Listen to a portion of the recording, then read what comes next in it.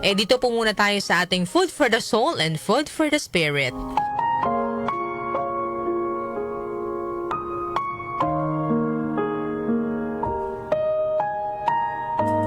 What if, mga kanyusik,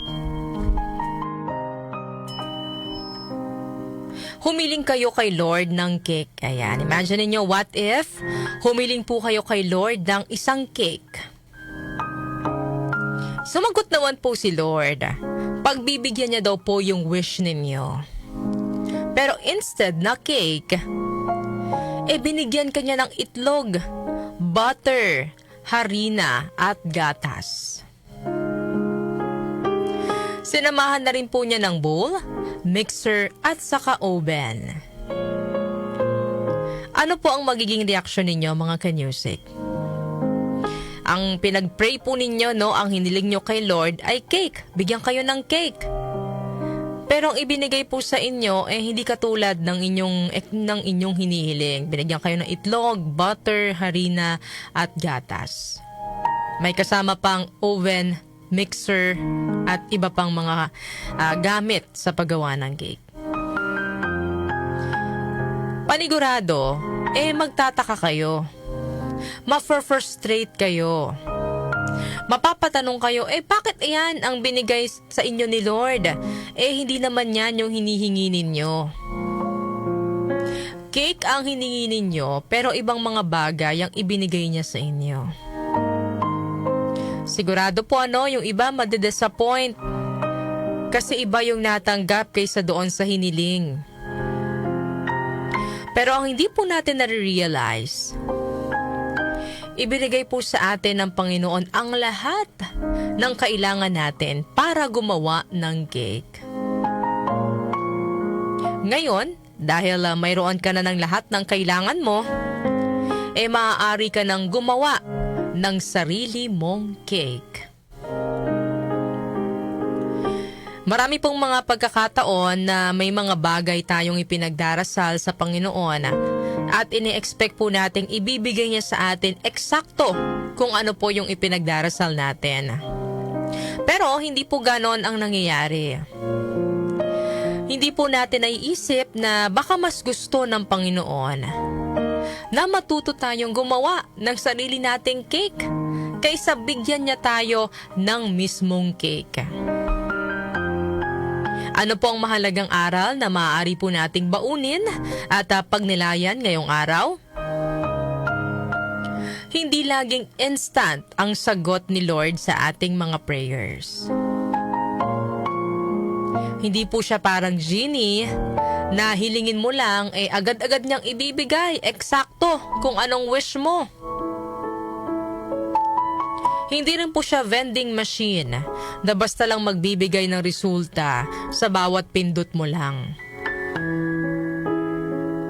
Kadalasan, ang gusto po ni Lord dumaan po tayo sa proseso. Ang Panginoon po ay isang mapagmahal na Ama na nakakaalam kung ano po ang makabubuti para sa atin. Kaya sa halip na instant na sagot ang ibigay niya sa atin, binibigyan niya po tayo ng mga opportunities, mga sitwasyon, at mga tao na nagiging daan o magiging daan para makuha po natin ang tamang kasagutan sa tamang panahon. For example, mayroon tayong dream house, mayroon tayong dream car na talaga namang pinagpipray natin kay Lord at gustong-gusto talaga nating mabili. Gabi-gabi pinagdarasal natin yan na, Lord, sana naman makamit ko na yung dream house ko, yung dream car ko. Pero syempre si Lord, hindi naman niya literal na ibibigay sa'yo yung pangarap mong bahay, yung pangarap mong sasakyan. Instead, bibigyan ka niya ng mas maraming opportunity. Gaya ng mga dagdag source of income, siguro promotion sa trabaho para tumaas ang iyong sweldo. Tapos may mga tao ding ibibigay siya sa'yo para tutulong doon sa pag-abot mo sa pangarap mo, na makakatulong para madagdagan yung savings mo at mabili mo yung pinapangarap mo. Sa proseso pong ito, natututo tayong magtiyaga, maghintay at magtiwala. At kapag dumating na po sa punto na nakamit na natin yung wish po natin, yung lagi nating ipinagdarasal sa Kanya, ay mas bibigyan natin ito ng pagpapahalaga. Mas mamahalin natin ito, mas aalagaan dahil pinaghirapan natin ito. Mas mahalaga po para sa Diyos na maturuan tayo kung paano magsikap, magtiyaga at magtiwala sa Kanya kaysa basta na lang ibigay sa atin ang ating hinihiling. Katulad po ng kasabihang, huwag mong bigyan ng isda ang isang tao, kundi turuan mo siyang mangisda. Ang gusto pong mangyari sa atin ng Panginoon ay matuto tayong magsikap at huwag umasa sa mga instant na biyaya dahil wala pong ganon. Kung ibibigay lang agad ni Lord ang lahat ng ating hiling, baka matutunan nating umasa lang palagi. At mawawala na po tayo ng disiplina, yung urge para mas lalo pang magsikap, mawawala. Dahil mayroon naman tayong aasahan. Sa isang iglap, nandyan naman na agad kung ano man yung gusto natin. Ayaw po ng Panginoon na isubo na lang po niya sa atin ang mga bagay-bagay. Gusto niya tayo mismo ang gumawa ng paraan para makamit natin ito. At siya naman, mananatiling nakagabay sa atin. Ibibigay sa atin ang mga bagay o tao na makakatulong sa atin. Kaya mga kanyusik, huwag po tayong ma-disappoint o panghinaan ng loob kung sa tuwing may hinihiling po tayo kay Lord ay hindi po natin agad natatanggap o hindi niya agad ibinibigay. Malay nyo po, hindi nyo lang napapansin. Dumadaan na pala tayo sa proseso, no? May mga bagay na palang ibinigay si Lord na magagamit ninyo sa pag-abot ninyo doon sa inaasam ninyo. Baka sobrang busy natin na lagi nating ito lang yung hinihiling natin kay Lord. Talagang gabi-gabi yun yung pinagpipray natin. Hindi natin namamalayan. May mga binibigay na pala sa atin si Lord na makakatulong sa atin para po makamit natin yung mga pangarap natin, yung matagal na nating pinagpipray sa Kanya. So let's keep on praying mga kanyusik at wag po tayong mawala ng tiwala kay Lord kasi laging perfect ang timing niya. Yung mga bagay na inaasam natin, ibibigay niya po yan sa tamang paraan at sa tamang panahon. Kaya mga kanyusik, ano po ba ang natutunan ninyo sa mga pagkakataong hindi agad dumarating ang inyong panalangin? Siyempre kapag may mga prayers tayo at hindi agad sinasagot ni Lord, parang nakakalungkot naman, 'di ba? Kayo po, ano po yung mga lesson na natutunan po ninyo kapag may mga pagkakataong hindi agad ibinibigay ni Lord ang inyong mga panalangin? So yan mga kanyusik, maaari din po kayong mag-share ng inyong sariling reflection sa ating Food for the Soul ngayong araw. I-text po yan sa ating text line 0929-321-8738. At syempre, pwede rin po kayong mag-comment sa ating Facebook Live at sa ating YouTube channel.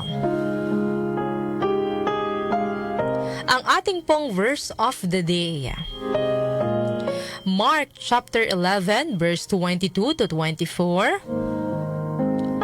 Have faith in God, Jesus answered. Truly I tell you, if anyone says to this mountain, go throw yourself into the sea, and does not doubt in their heart, but believes that what they say will happen, it will be done for them. Therefore, I tell you, whatever you ask for in prayer, believe that you have received it and it will be yours. Itinuturo po sa atin ng talatang ito na ang tunay na panalangin ay hindi lang basta paghingi, kundi pananalig na matatanggap natin ang ating hinihiling sa tamang oras at paraan ng Diyos. Kasi wala namang sense, no? Kung nagdasal ka nga sa Panginoon, ipinagdasal mo sa Panginoon yung mga pangarap mo, yung mga bagay na gusto mong makamit, pero wala ka naman palang tiwala na ibibigay sa'yo ng Panginoon yung hinihiling mo. Ano pang sense? Bakit ka nagdarasal sa Kanya? Kapag natutunan po nating maniwala ng walang pagdududa, mas lumalalim ang ating pagtitiwala sa Kanya at mas nagiging matibay ang ating pananampalataya. Yan mga kanyusik, ang ating Food for the Soul and Food for the Spirit ngayong araw po ng Monday. Tumatalakay sa mga isyu ng bayan. OMOK sa 774.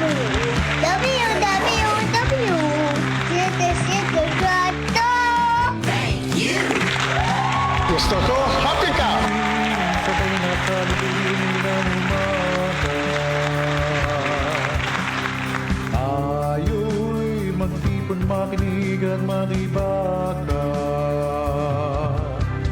Tayo ay magkwentuhan, magbalik-taktakan.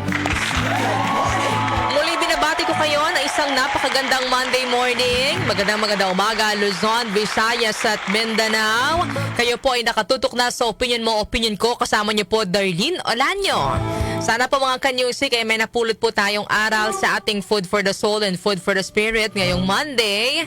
Ano po ba yung mga natutunan ninyo sa mga pagkakataong hindi agad dumarating ang inyong panalangin?